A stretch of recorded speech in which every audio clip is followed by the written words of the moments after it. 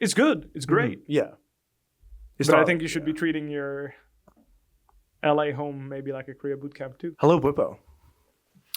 So first thing I want to talk to you about is I think a lot of people were a little bit surprised when 100 Thieves unfortunately eliminated you guys. And the unique thing about the playoffs format is that it was BO3 and not BO5. And I'm personally of the opinion that had it been a BO5, there's a very likely possibility that the outcome could have been different, mainly because there would have been more games. But Sure. do you feel like 3 games is enough to be able to kind of observe the skill of a team, such as 100 Thieves, or just in general? I think a best of 3 will show you the problems in a team, and we had some, and we got exploited for those and lost. And I think that's ultimately the way it is. If we, had one more game to get our shit together, maybe we would have turned it around and made it a 3-2 game. But ultimately, we dropped 2 games, and I think that best of 1's unfair. We can all agree on that. But I think that a best of 3 games long, we displayed some issues in the way we played, and we got exploited. And I think that is ultimately why we lost. Yeah, so then would you say that if you guys couldn't win the BO3, you didn't really deserve to win the BO5 in that case? Or like? No, that's definitely not true. I mean, plenty of best of 5s get turned around on 2-1, right? Mm-hmm. So I wouldn't say that. A best of 5 can definitely change the outcome. I don't try to worry about things that aren't in my control. And if it's best of 3, then my job responsibility is to win the best of 3. Mm-hmm. That said, I do agree with you. I mean, ultimately getting more games on stage and, also in Fearless, like, for a team like 100 Thieves, which I do think likes their comfort picks a lot, like the deeper they go into a Fearless best of 5, I think the harder it does get for them, For sure. I think you're also someone who's very vocal about work ethic in regards to pro players in general. And one thing I really liked about this offseason is we saw pretty much every team boot camp. I think 100 Thieves might have been the only team that didn't, but even TL, they boot camp for first stand. Every other team at some point was in Korea. Yeah. So does this then make you a little bit more optimistic about the effort being put in by some of the orgs, players, etc.? I think it's easy when you get a nice boot camp and everything gets paid for and you go to Korea, you eat a nice barbecue or whatever it is.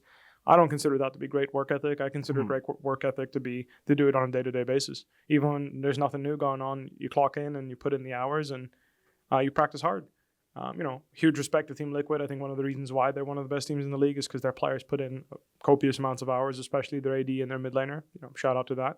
And in general, this is how I made it to be a world-class player throughout my career. I've gone back to this. I think playing a minimum of 60 games a week should be, that is mandated, what it means. Yeah, that's what it means to be a professional player. That's how I feel. I think that you have to practice hard. And the thing is you don't have to practice hard if you're just trying to compete at home. But if you want to be an international threat and you want to be someone that's individually at the top of your game, I always aspire to be a player where when people watch me play a character, they think like this guy's at the maybe not the pinnacle of the mechanics of that character, but he's getting there. Yeah. And I think that a professional player should always be able to represent that. Mm-hmm. And casual players that watch, they're like, holy, this character can do that? That's crazy. Because it's a PvP game, so you should be really good at it, in my opinion. And I think the only way to effectively train PvP in 5v5 scenarios, 1v1 scenarios, is to play the character a lot and just be very experienced and mindful of these things. So for me personally, I think you should practice very hard. And I don't think going to Korea boot camps is... it's good. It's great. Yeah.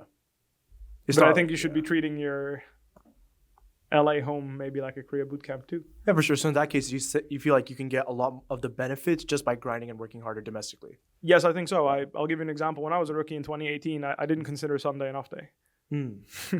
How many solo queue games would you play on a Sunday, for example? I mean, I would play the whole day, 14 hours. I'd play an average of 14 hours. I'd spend 14 hours in my office, so I would spend 14 hours in the office, of which I would spend 1 hour eating, usually 30 minutes for each meal. And then I would spend 2 hours just, doing my shit, being a 19-year-old popular guy, what's up. Dealing with the fame, the success.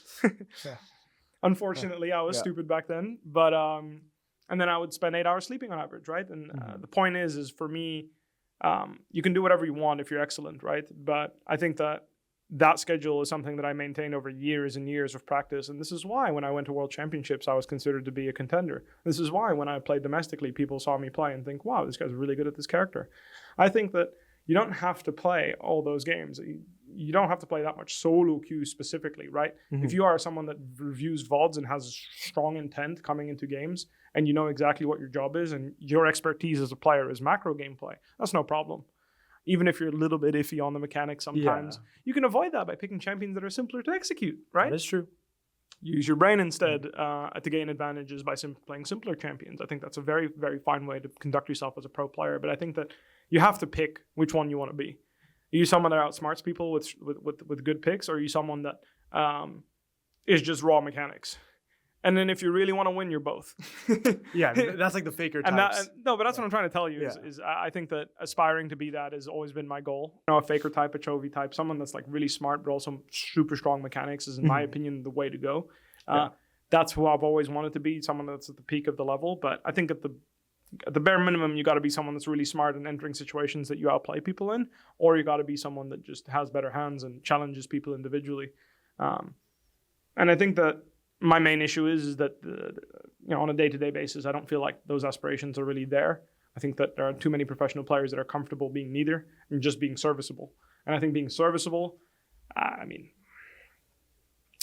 talk about this a lot, but, you sacrifice a lot in your life to be a pro player. You move to a different area. You may not even come from there, especially if you're an import. But even if you're someone that lives in the US, right, you might be from, I don't know where, Washington, for example, like Alan, right? Like his parents don't see him during the week. You don't get to visit your mom and dad on the weekend after your 9 to 5. They don't see you grow up. They don't see you, become an adult, basically. And you sacrifice that. You sacrifice that kind of relationship with your parents, with your grandparents. I see my family, or my mom and my dad, once every 2 years. I see my grandparents once every 2 years. And that's why on a day-to-day basis, I really take it super seriously to be the very best. At the end of the day, they also sacrifice unwillingly, maybe, right? Yeah. It's my choice. For sure. But they allow me this opportunity, and I try to make the very, very, very best out of it. And for me, the support I get and the people around me is what allows me to work that hard, Yeah. It's my girlfriend, I would never be able to work this hard without her, right? Like it's something that you want to be better when you have the right people in your life. And I've always wanted to be better. And I actually came to realize in the last few years when I came to NA, I'm just not him. When I got here, when I was coming from FlyQuest, I was him, because I came off my usual 14 hours a day, every day schedule that I had in Fnatic. This is who I was. That's what I was. And I was him. Like I showed up and I shit on everyone. I was just better. Only lasted for a few months because I didn't keep that. I didn't maintain that. And now I've come to realize, like, after his Korea bootcamp, I missed Challenger. And I was just like, wow, that is unacceptable. Like, for me, if you bootcamp for 2 weeks and don't hit Challenger, as a professional player, that means that you're slacking. Like, you're lacking somewhere. You're either not smart enough, your mechanics are too bad, your laning is too poor. This was my opinion. If you consciously choose not to get Challenger, then I also think that's a problem, but I don't judge. I mean, that's a pretty true statement. And from the outside looking in, FlyQuest does strike me as a team that is pretty hardworking. You obviously have, I think it really helps having coaches who've had a lot of success, such as Mithy and Nukeduck, because these guys have been around for so long. They kind of know what it takes to be at that next level. Yeah. And I think over time, most teams aim to grow. And with a team that's as vocal as you, specifically you and Inspired, kind of run me through how your communication style has adapted over time from, say, last year to this year. Has it changed at all? Maybe the way you say things or the things you say in review, for example? I think, honestly, I've taken a step back. Like I said, after realizing that I missed Challenger and just I'm not playing that well individually, I've accepted that it's time to focus on myself and be a really strong top laner. I should be able to pick matchups and just win them for my team, be a pressure source for my team, soak pressure, get information, whatever it is. These are all things that I was doing simultaneously while talking a lot and having good communication. But I've realized that both my communication and my gameplay suffered over the years. And right now I'm bringing back the first step, which is playing well individually. And then I will spread that success and that kind of, when I'm comfortable winning lanes and I'm always in a good position in the game, even if I'm not winning the lane necessarily, sometimes winning lane means going down a little less, right? Yeah. -10 or whatever. In those positions, once I'm there to profit, I want to help people play better. But this is phase one of my, return to being the best, because I do want to play like the very best. And I feel like right now and in general, my years in FlyQuest, I haven't been like the very best player in my role. And I think that that's due to a lack of work ethic and due to a lack of vision for what I need to do to be successful in this league. So I'm going to work on that first. And that's why I'm letting other people lead the team. I'm listening and I'm paying attention to what people are doing. And I do help wherever I can, right?